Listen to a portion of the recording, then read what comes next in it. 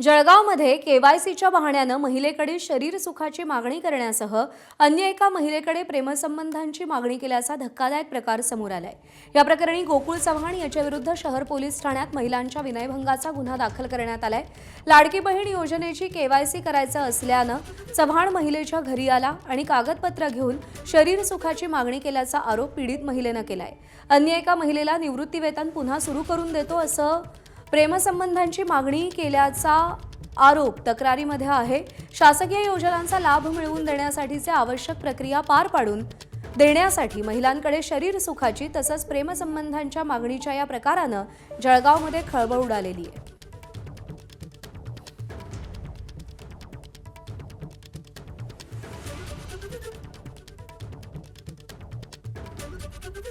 गोकुळ चव्हाण विरोधात विनयभंगाचा या प्रकरणी गुन्हा दाखल झालाय। केवायसीच्या बहाण्यानं महिलेकडे शरीर सुखाची मागणी त्यानं केल्याचा आरोप होतोय।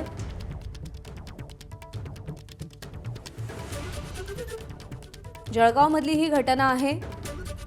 गोकुळ चव्हाण याच्या विरोधात शहर पोलीस ठाण्यात महिलांच्या विनयभंगाचा गुन्हा दाखल करण्यात आलाय।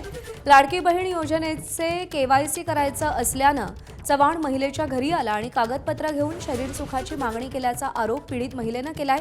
तर अन्य एका महिलेला निवृत्तीवेतन पुन्हा सुरू करून देतो असं सांगून प्रेमसंबंधांची मागणी केल्याचा आरोप तक्रारीमध्ये आहे। शासकीय योजनांचा लाभ मिळवून देण्यासाठीची आवश्यक प्रक्रिया पार पाडून देण्यासाठी महिलांकडे शरीर सुखाची तसंच प्रेमसंबंधांच्या मागणीची घटना समोर आल्यानं जळगावमध्ये खळबळ उडाली आहे।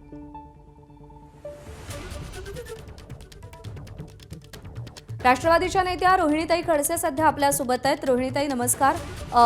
नाशिकमधले प्रकार तर ताजे आहेतच, जळगावमध्ये आता गोकुळ चव्हाण विरोधात विनयभंगाचा गुन्हा दाखल झालेला आहे।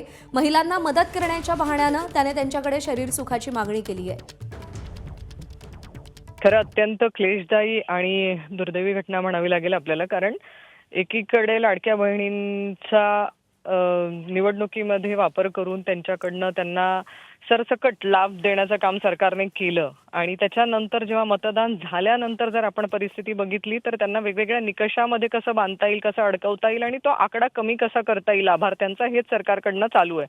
आणि त्याच्यामध्ये आत्ताची जी ई-केवायसी करून घेण्याची एक नवीन सिस्टम गेल्या काही दिवसांपासून आपण महिलांसाठी जाहीर केलेली दिसते महिला आणि बाल कल्याण विभागाकडून, की तुम्ही ई-केवायसी करून घ्या, अन्यथा तुम्हाला ह्या लाडक्या बहिणीच्या योजनेपासून तुम्हाला दूर करण्यात येईल किंवा तो लाभ तुम्हाला बंद करण्यात येईल। आणि ह्या ई-केवायसी करण्याच्या जाचक अटी एवढ्या आहेत की कधी मोबाईल नंबर तुमचा मॅच होत नाहीये किंवा मोबाईल नंबरच्या अडचणी येत आहेत म्हणून त्यांना बाद केलं जातंय किंवा त्यांच्या कागदपत्रांमध्ये काही त्यांना त्रुटी दाखवल्या जात आहेत आणि त्यांना बाद केलं जातंय।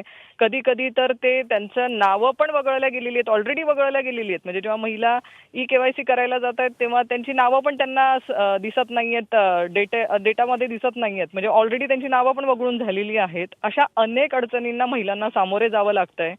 पण त्यामध्ये आत्ता जी जळगाव जिल्ह्यामध्ये जी घटना झालेली आहे, 2 महिलांना शरीर सुखाची मागणी करण्यात आली, तेव्हा तुम्ही आमच्या बरोबर संबंध मेंटेन करा, तेव्हा तुम्हाला आम्ही ई-केवायसी करून देतो। म्हणजे ही महाराष्ट्राची संस्कृती। माझी महिला व बाल कल्याण विभागाच्या मंत्री महोदयांना या सगळ्या प्रकारावरती लक्ष केंद्रित करण्यासाठीच मी ट्विट केलं होतं की तुम्ही याच्याकडे लक्ष द्या। तुम्ही जी जाचक अट टाकता आहेत महिलांना, ही निवडणुकीच्या आधी तुम्हाला दिसलं नाही, पण तुम्हाला मतदान करून घेतलं, त्यांचा वापर करून घेतला, त्यांचं मतदान घेऊन घेतलं आणि आता तुम्ही महिलांना या सगळ्या गोष्टींमध्ये का बांधतायत?